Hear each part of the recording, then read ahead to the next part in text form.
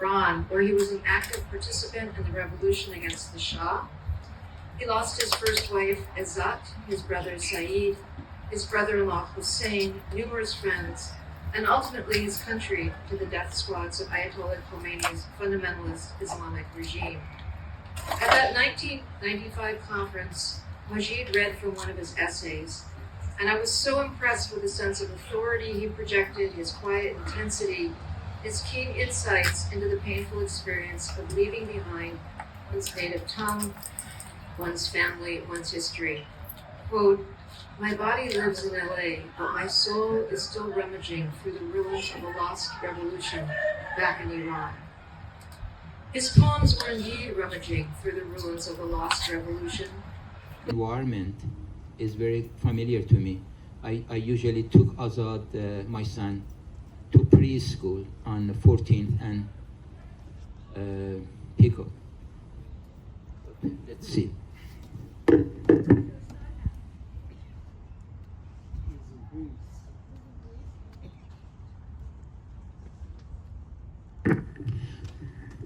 To a soldier's wife, I see you looking at him in a mortuary in your town, where the chimneys have darkened the sky and poverty passes in its black suit. There, I became a drop of tears falling from your beautiful eyes onto his sutured mouth and his torn body. And I became a mournful cry from your tightened throat as his casket was carried away and placed into the shameless ground. Did you ask his mother when he took his first step and what was his first word and who got his first smile? His last cry can still be heard when the American god of war put a machine gun in its hand and sent him to the battlefield. Kill or be killed. I know that he loved you, and tenderness has polished his eyes. When did you kiss him first, and for the last time? With what dream did you send him off?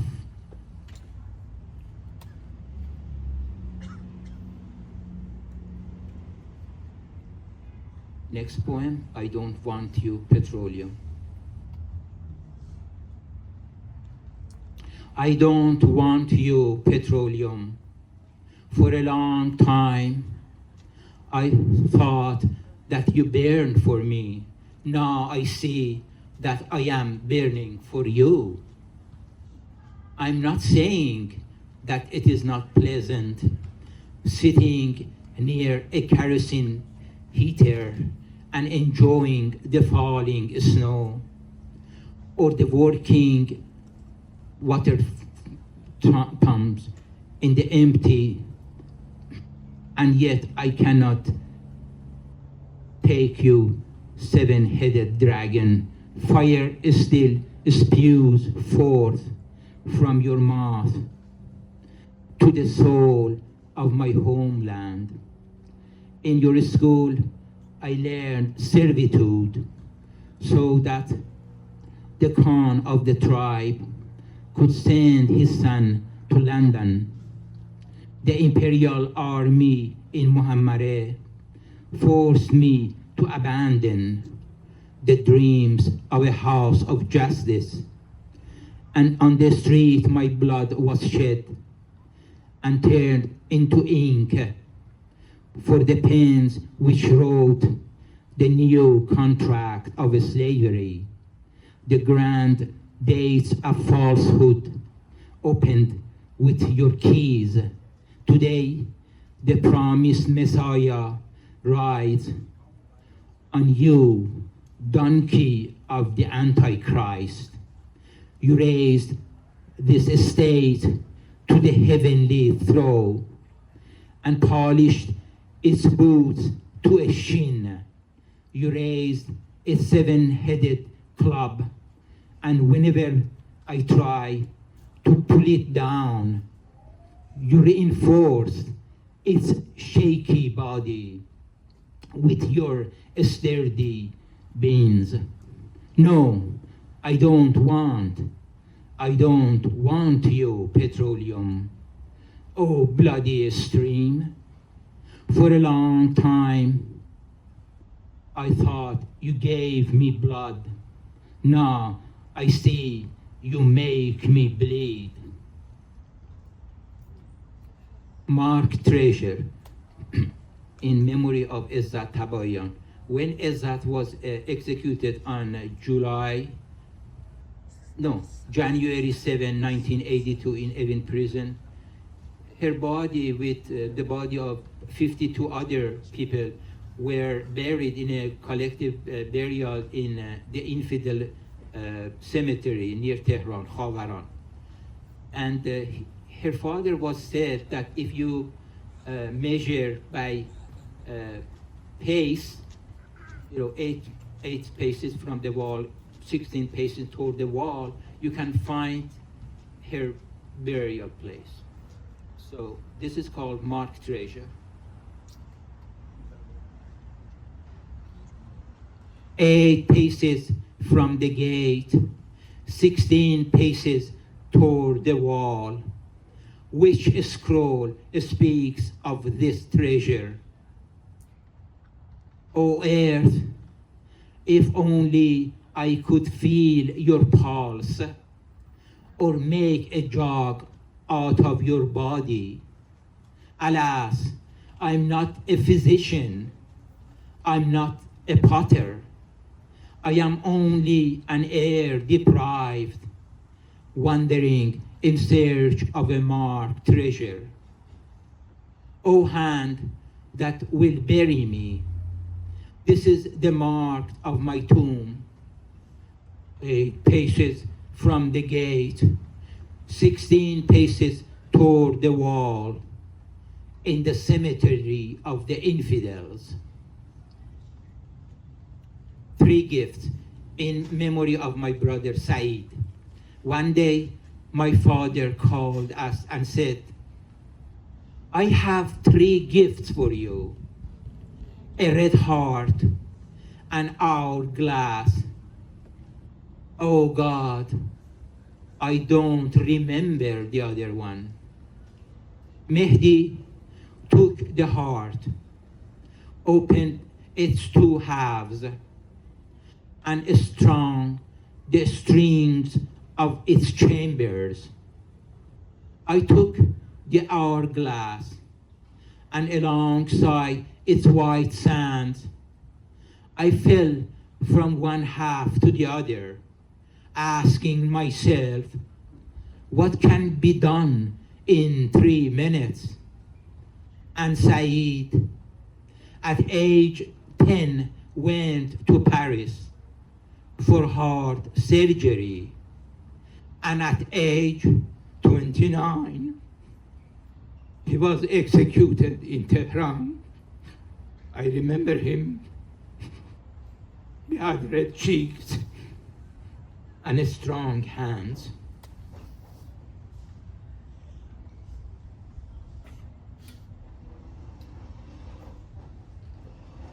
Is the voice okay? Yeah. Okay. No extra echo, huh? No. Okay. So we proceed.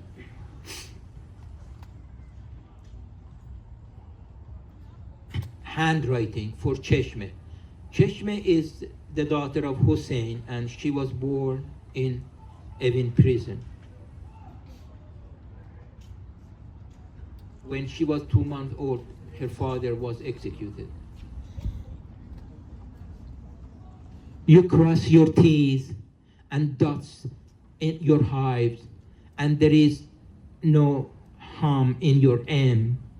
You look Y's and G's, and your words do not fall below the lines.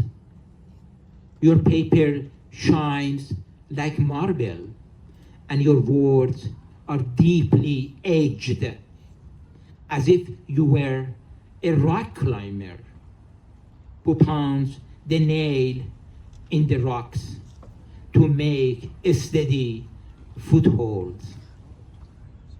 Your father taught me rock climbing.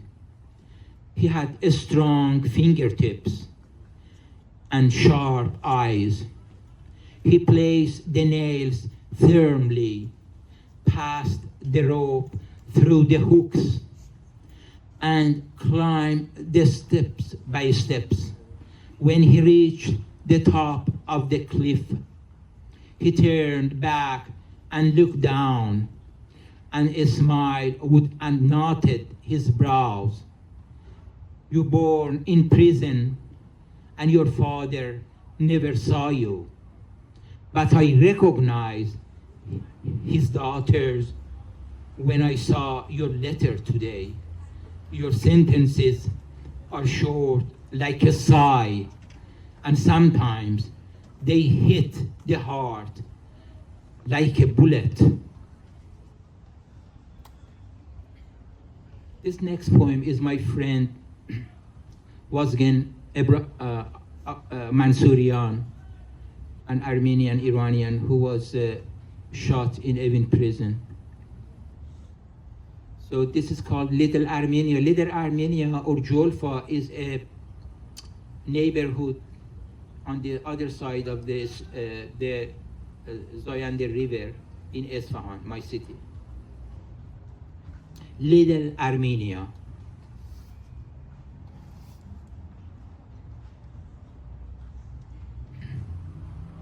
The king hung you like a crucifix from the neck of my city, Isfahan, with your cathedrals and cobblestones, with your tavern and goldsmiths, and your blushing daughters.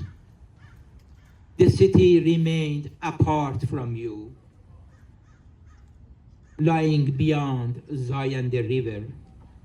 Only poets of midnight knock at the doors of your taverns, and hikers of early morning stirred your trickling spring.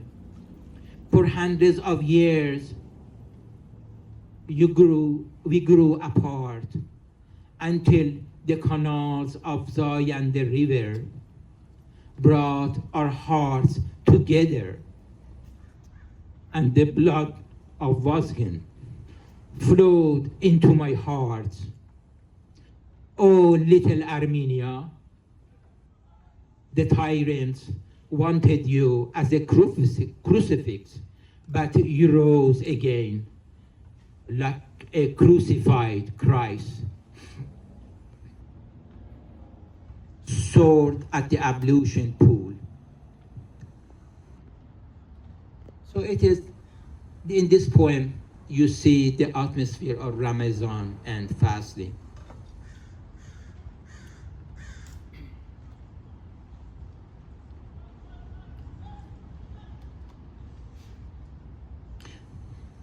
There is a sword in this house which Father says is a souvenir from the time of his service. I saw it at the sanctuary of the ablution pool and thought that it was a heartless emblem on the mosaic tiles of the wall. One evening, when breaking the fast, we went downstairs to the ablution pool. It was a holy night of power. The little fountain was whispering to itself. Father washed himself at the pool, stood toward the house of God, and pressed his forehead to the prayer's seal. I knelt before the boiling samovar and the dining cloth, which displaced a plate of fried walnuts and dates, and the dish of basils and mint with bread.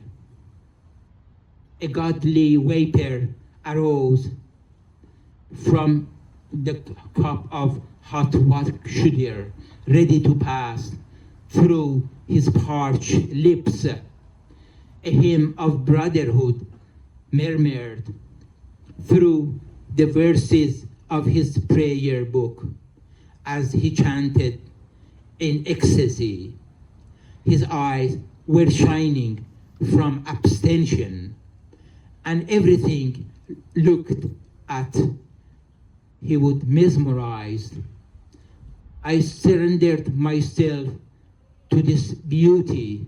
If my prayer were heard that night, what more could I have desired than this open cloth of happiness? Then again my will, I laid my head on his lap and went to sleep in a heavenly dream. Suddenly, the naked sword came to life. A holy warrior, fast and clever, whirled it around in an ending dance. And from the edge of his long robe, an army of faithful rose up. The soothing murmur of samovar turned into fearful cries of holy raids. The rich colored tea to blood, and the last pieces of dates to the people's living hearts. In this great clamor, I recognize Father's voice shouting at this time, "Kill in the name of Allah, kill in the name of Allah." I trembled, and my dream was over. Leaning against a velvet cushion, Father seems to be asleep. I took a date and left him alone in his nightmare. At this ablution pool, there hangs a sword. Father says that it is a souvenir from the time of his service. I saw her in Santa Monica. Sometimes I see her passing by, wearing a long skirt. She leans on a metal walker, scratching the ground. "Sir, what day is today?" I say, "Jeudi," and sometimes Donnerstag, because I know that Helen has fled Germany and married in Paris. She passes by me like a heavy train of victims, leaning behind its voices out of the reach of time.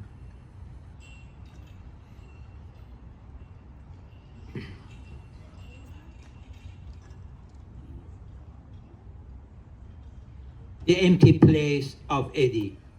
Eddie was a classmate of my son Azad in Santa Monica High School, and it was gone down. I think in 2004, if I'm not mistaken. Today, the rain washes your blood and wipes it from the pavement. There it remains only your sunny smile, your tall baseball bat, leaning against the wall, and your backpack full of books waiting for your shoulders. Curse the hand that made the gun, curse the hand that put it in the shop, and curse the hand that pulled the trigger. I am cold and empty, like the shell of a bullet, because I know that your mother will not pass another school again, and will not sit on bleachers in another baseball game, and will not open her empty oven to heat fragrant tortillas for your honor.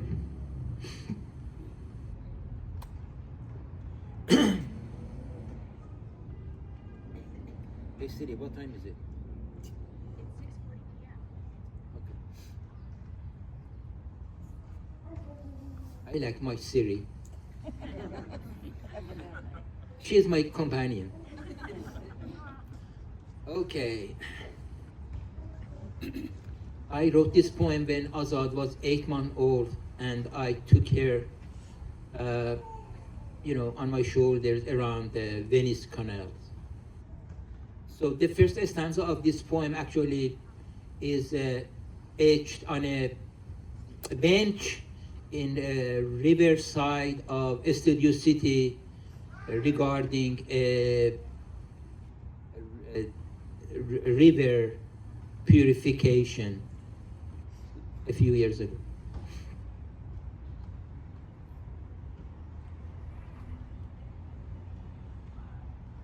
Every day we go along the river, and your body takes on the smell of the water, seeing as the wild geese tune up their battle horns, and a cat behind its green hideout lift its tail in triumph.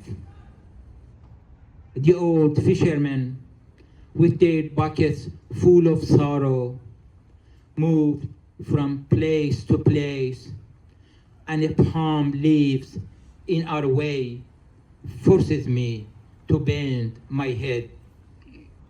I stand still, and as you sleep on my shoulder, I think to myself, it's too late for me, but maybe you will find the secrets of the river.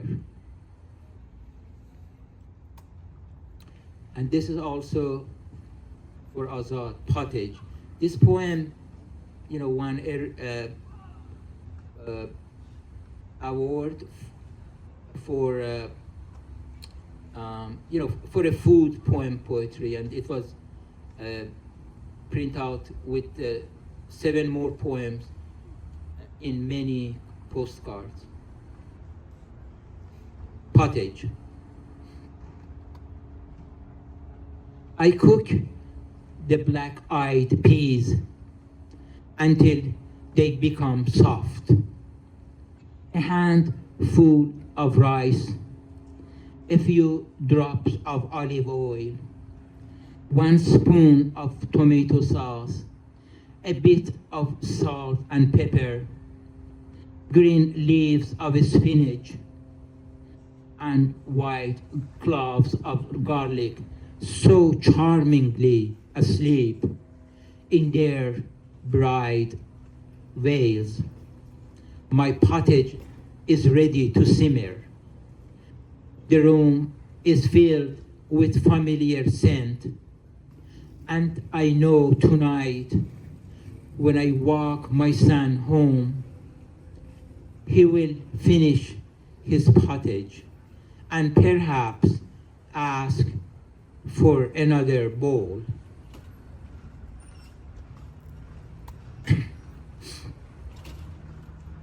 I wrote this poem for Harriet Tannenbaum. She died in 2007.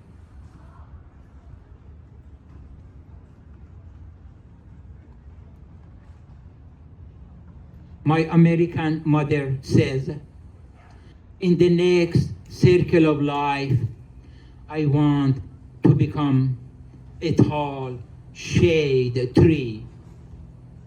I look at her little body, still upright, leaning on her steady cane, and her kind eyes, shining like my mother's in Iran. And I know that I want to become a bird. Okay, now I will read one poem in Persian, and then you will hear the English translation. به یک حلزون. ای خانه به دوش کوچک، پروا نداشتی که پای بزرگ من تو را از میان بردارد؟ دیشب در زیر باران به درون کفش کتانی من خزیدی تا پناهی برای خود بیابی. امروز به زادگاه سبزت باز میگردی و من در حسرت آن میمانم.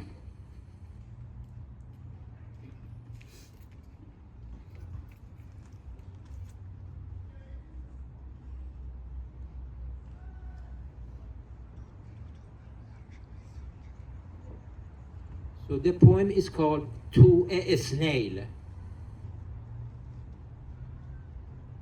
Oh, little wanderer, were you not afraid of my big toe crushing you?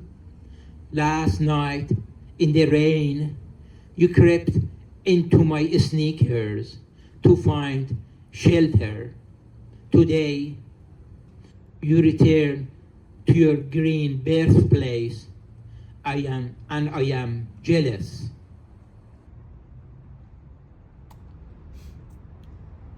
Yeah, this is for Santa Monica Farmers Market. I have not been there for many years, unfortunately.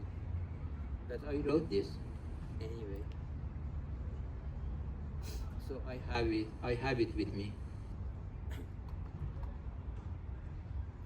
I hear this dialect with its silent J singing everywhere. It is Wednesday's market near Santa Monica Beach with the scent of Persian basil, Chinese sugar peas, and Mexican jalapenos. A woman smiles at me behind a jar of honey. Flowers have covered her muumuu, and bees are buzzing in her words. I walk over the bridge, looking at the cars below, passing by, oblivious to me. I know on freeways, all signs are written in English, but my sorrow knows only Persian.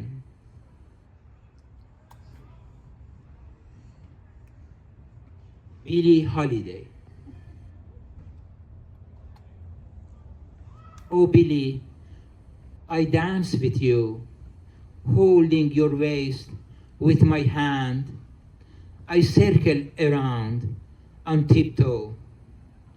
Your playful rhythm leaks into my veins, and the salt of your skin sinks into my blood.